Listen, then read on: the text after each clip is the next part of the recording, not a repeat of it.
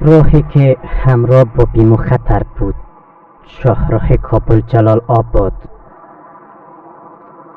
زرداد فریادی 2 دهه پیش در این مسیر حاکم بود. پاسگاه های زیاد ساخته بود. هر کی از این مسیر میگذشت مورد بازپرس قرار می گرفت. حتی باشندگان این بخشا هم آرامش نداشتند. فلسفالی سروپی کابل است. 2 دهه پیش رویدادهای هولناکی را گواه بود.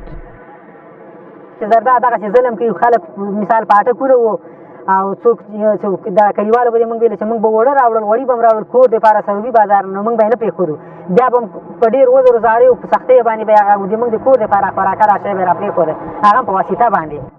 محسن 55 سال است. از فلسفالی تگاب کاپیسا، جایی که در آن هنگام زیر اداره زرداد فریادی بود. این مرد میگوید که وی گواه کارنامه‌های فریادی بوده است. زه غواړم چې زرداد محکمه شي، کوم ښه ظلم چې موږ سره د تګاو په خلکو کې او دلته کړی دی به هغه چې محکمه شي.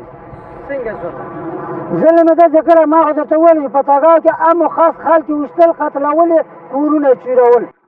ملاکن در آن هنگام راننده شاهراه کابل جلال آباد بود. میگوید که ناگزیر بود هر روز با تمامی بیم و خطرهایش از این مسیر بگذرد. رویدادهای زیاد را هم از کارنامه‌های زرداد فریادی گواه بوده است.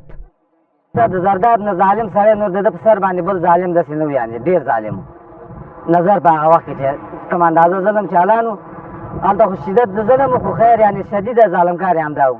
یو واکمن قماندان او نور بندیخانه وهلو دا ظلم د زیات کو دی ځای کې. پایگاه اصلی زرداد فریادی همینجا بود، فلسفالی سروبی کابل. اما اکنون نیروهای مسلح کشور در اینجا پایگاه نظامی دارند.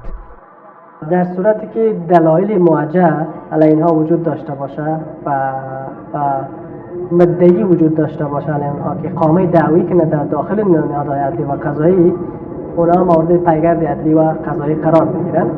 از زمانی که زرداد فریادی از بریتانیا به کابل آمد و در یک جای نامعلوم انتقال داده شد، تا اکنون نتوانستیم نظر این فرمانده پیشین حزب اسلامی را درباره این اتهام‌ها داشته باشیم.